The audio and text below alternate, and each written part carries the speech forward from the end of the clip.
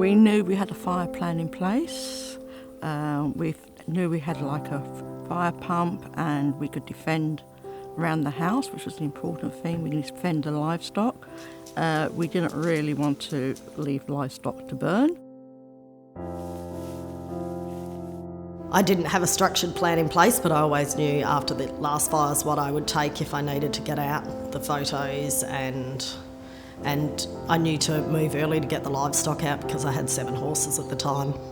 I assumed everyone would have left early like I did. I felt quite safe once I got out because I'd taken everything that was precious to us and we'd got all the stock off the place.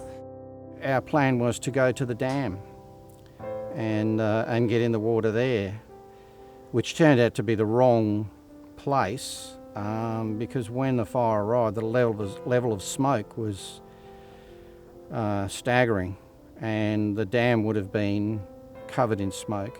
But we were also prevented from getting to the dam because there were flames 2 metres high surrounding the dam. So my wife actually came up with a second option, which was going to the creek. I was never going to leave. Let me start there. I was never going to leave. I was always going to stay and defend. I'd worked too hard for too long to lose it. I tried to get one of my sons in to help me and he physically couldn't get in. If I'd had another couple of people, it would have been pretty smart, but I couldn't get them in. Prior to losing power were that all my tanks were full and I had plenty of water. But of course my plan came unstuck when I suddenly had no power. So my fault, if I was to look back, my mistake was that I didn't have a source of independent power. But that's been fixed. The problem was we had that many animals in care, plus my history sort of, that I brought all my personal history down here, so I didn't want to lose it. So there's a lifetime in all sorts of things.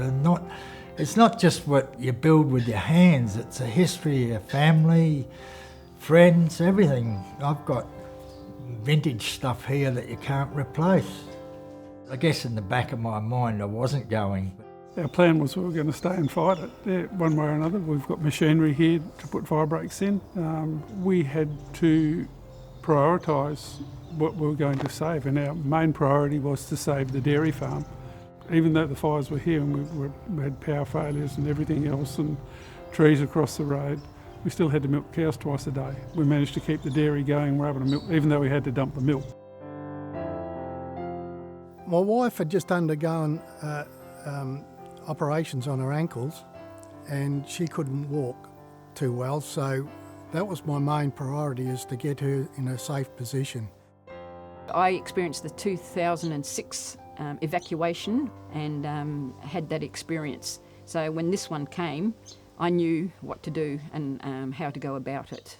I loaded up my car with clothes, photos, all my paperwork, as much as I could, food for my animals, because I was taking my dog.